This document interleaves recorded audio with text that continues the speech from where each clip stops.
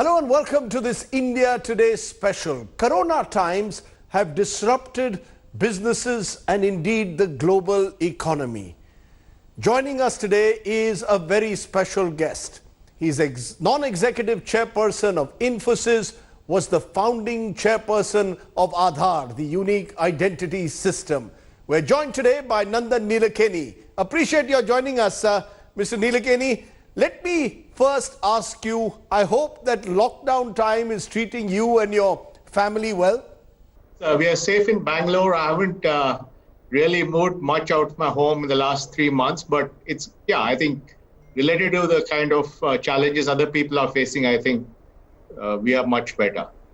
That's good to know, Mr. Nilekani. Let's come down to those challenges, though, of lockdown times. And I want to start with the so-called great disruption that's taking place in businesses the world over. How has Corona, in your view, and the lockdown disrupted business models in general and the IT sector in particular? Well, obviously, it has had a huge impact on business because lockdown means people stay at home, people don't travel. So any business that depends on a face-to-face interaction, like a restaurant, a bar, a shop, or a haircutting salon, or anything that involves travel or hospitality, like airlines, hotels, have all got pretty badly hit in the last 3 months. And we are seeing the impact of that. On the other hand, there are businesses that are where you can work from home, which are not so much human interaction based, but digital based. And those have done better because they don't really face the kind of disruption, provided they are able to provide connectivity to all their employees. Like at Infosys, 240,000 employees in 46 countries were able to work from home, 93% within a matter of weeks. So I think this has really been bipolar in that sense, that businesses that are in the face-to-face human contact kind of businesses have been badly hit, whereas those that have a digital approach, probably including yours, have been less badly hit. In that sense, Mr. Nilekani, do you see in this crisis possibly an opportunity, particularly for those in the information technology and digital technology business, using artificial intelligence, automation, to try and sort of recraft the businesses? Do you see that happening now much more in the future? Oh, absolutely. I think this has brought the whole world into a new way of doing things. As you know, even the Indian Supreme Court is conducting all its cases over video conferencing. Every business is looking at how to become more digital, how to make it contactless, how to deliver more services and products in a safe manner. So this is leading to a lot of rethinking of how business should be organized. And there's also a speed element. Decisions that would have taken months and years are now being taken in weeks because of the situation. So I think this has a big impact, and it's an opportunity for firms to help in this transformation. So is this, in a sense, Mr. Nilekani, going to be a new normal in the way businesses are done, that they will be increasingly done in the virtual online world, perhaps not face-to-face? We are already seeing this in education, in which you have invested a lot, but are we going to see an exponential growth possibly in online education and indeed across sectors as the new normal? Well, I think the new normal will be post the pandemic, which will, I think, be a hybrid where you will have a combination of digital delivery, but where person-to-person contact is required, you will have that. For example, I think when things get back to normal post-pandemic, of course, children will be back in schools, employees will be back in offices, but they will also, combine that with digital delivery. So I think the current situation is not really the normal. It is what we're dealing with because of the pandemic. The new normal is going to be a combination of digital and physical, sort of a hybrid model, and that will apply to education or any business, banking, whichever business it is, it's going to be a combination of the two. So are you, Mr. Nilekani, telling me that you're more optimistic than many others are I've heard enough of people say that this is the onset of a Great Depression, growth rate slowing down, service sector badly hit, lots of jobs being lost.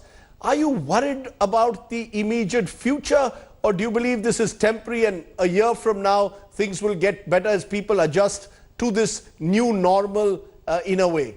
Obviously, it's a crisis that is unprecedented in the world. It affects every one of us, every individual, every business, every nation, every society. So obviously, it's unprecedented in its scale and scope. And it is going to leave huge scars on businesses. Many people are going to be unemployed. We have seen the challenges of jobs. In many ways, this is going to be a setback to our efforts to eliminate poverty. So, I mean, this is a big one.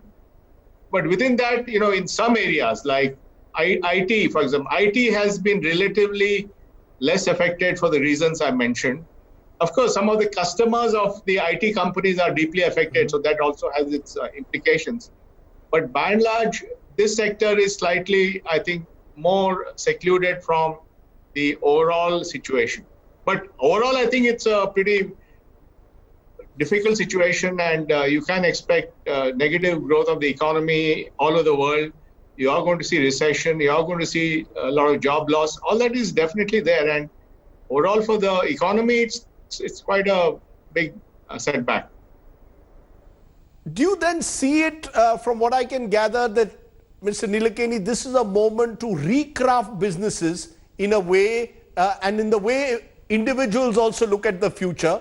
I remember you pushed for years the idea of a digital India. We're now seeing countries like Singapore actually using this lockdown to push artificial intelligence, data analytics, sensors in the healthcare sector itself to make lives easier, safer and smarter in a sense for their citizens.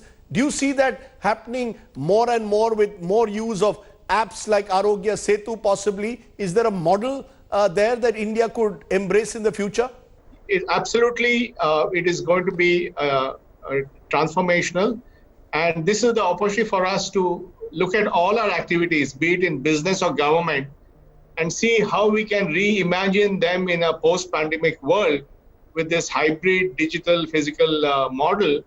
And I think now there's also the appetite for doing that. I talked about how the Supreme Court is conducting all its hearings on video conferencing. They have implemented AI for machine translation of English to Indian languages and back. So I see greater acceptance of digitization across the board in business, government, and society. So I do believe that while this is a terrible crisis, we will be able to perhaps accelerate the digital transformation of India. To that extent, Mr. Nilekani, do you think that the Modi government is on the right track, pushing this idea of digital India, of more and more transactions through apps, that the benefits of this perhaps could now be seen in the months and years ahead? No, I think definitely this government has given a very high priority to digitization, and Digital India, as you know, was launched 5 years back on July 1st, 2015. And many of the things that we have today, the Aadhar payment bridge, the DigiLocker, which has literally billions of documents, which are all paperless, the payment systems, all this has been possible because the government has put its weight behind digitization. The GST system, which is a single tax system for the country, the fast tax system, which allows you to pay your, tolls in a contact-free manner. You just drive through the toll gate and it deducts the money. All these things are, thanks to government creating national population scale digital goods, which are coming handy in this crisis. On the flip side, Mr. Nilekani, as we saw in the early weeks of the lockdown, the urban poor getting left out, many of them being forced to re-migrate back to their villages. Is there a concern that the digital divide in society could also widen in the times in which we live, that there will be greater inequalities as people lose jobs, and bridging that will not be easy through just a digital India concept? No, I agree with you. I think anything that has so much of technology can lead to an inclusion bias. For example, online education doesn't mean anything to somebody who doesn't have a phone, and so on. So we have to be very sensitive to this and create solutions. For example, the way the government is thinking is not only they will be online on your device, but you'll also have it on the radio, on television. You'll have worksheets that you can print at a neighborhood CSC. So, there have been many thoughts about how to make it inclusive. I think one of the things that we could have done was really implement nationwide portability of benefits. We did that for cash. So the AEPS system is nationwide. I can withdraw money anywhere in the country. So if I'm a migrant, I can, whether in the city or the village, I can withdraw money. But the PDS system was not. In fact, I had done a report in 2011 for creating a nationwide portable PDS system, but that was not implemented. And now they're implementing that one ration card, one nation kind of thing. So I think absolutely we have to be very, very sensitive to creating technologies that are highly portable, where the people have a choice, they can access it anywhere, and that we have to be sensitive. For example, in our payments, there's one model of, you can use UPI for smartphone payments, you can use UPI for feature phone payments, which both together about 2/3 of the country, and you can use Aadhar-enabled payments for those who don't have a phone, but do have an Aadhar number and a bank account, which is much more common. So I think everything has to be designed so that it's universal in its access. Mr. Nilekani, many years ago, you were credited with telling the world that the world is going to be flat, in a way that the rise of Infosys and the rise of Bengaluru as an infotech capital was seen to represent this idea of a globalizing world. But in Corona times, it appears that the world is not flat anymore. Countries seem to be increasingly, dare I say, deglobalizing. United States has decided they will not give H-1B visas, for example, till the end of the year because they want to keep jobs for Americans. Does that trouble you? Are we entering an era of hyper-nationalism and deglobalization? Well, the book "The World is Flat" was written by the New York Times columnist Thomas Friedman in 2004. So this was at the height of the globalization. If you remember, around 2000, China joined the WTO. You had the rise of containerization. So both services and products were getting heavily globalized. China became the sort of manufacturing hub for the world.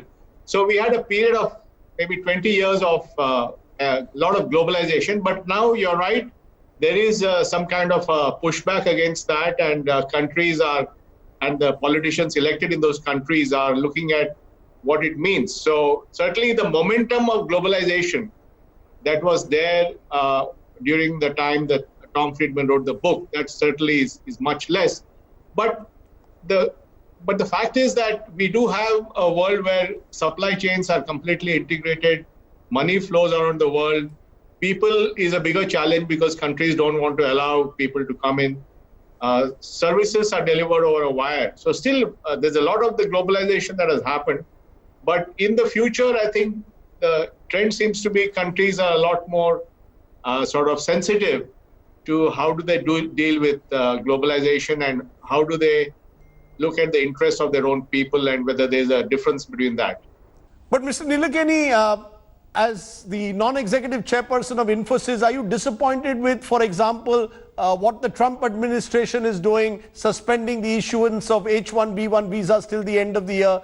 Does that amount to a setback for the IT sector in particular? Well, I think the Indian IT industry has actually been aware of this situation. I mean, at Infosys, 10,000 employees have been hired locally in America. We are one of the biggest new employers in America. We have 6 innovation hubs. So, it doesn't really affect us that much. More than a majority of our people in the US today are not people who are on H1s, they're local hires. So I think firms like Infosys have dealt with this by mitigating the risk. But yes, in general, I believe that a free flow of talent is important. And so I do hope that post the elections, this decision will be reversed. So let me be very specific with you, Mr. Nilekani. Are you saying that you would like the Trump administration at the very earliest to reverse this decision, as has been suggested by Sundar Pichai, the Google CEO? Well, certainly it would be good if that happens. But if it happens after the election, that's probably a more practical way of thinking about it. But because if you have noticed, in the last so many decades, usually election year also becomes a visa year. So you are hopeful that post-elections, the suspension of H-1B visas will be lifted. Am I correct? I certainly hope so, yes. What we are seeing, Nandan Nilekani, in India as well is creeping protectionism. While there is talk about an Atmanirbhar Bharat, making India a kind of a manufacturing hub, possibly part of global supply chains, taking away business possibly from China. Do you believe that all of this is good to aspire to, but when you raise import duties, when you resort to protectionism, is that really the way forward to become truly competitive, to take on in a way the Chinas of the world with this idea of an Atmanirbhar Bharat? How do you see that?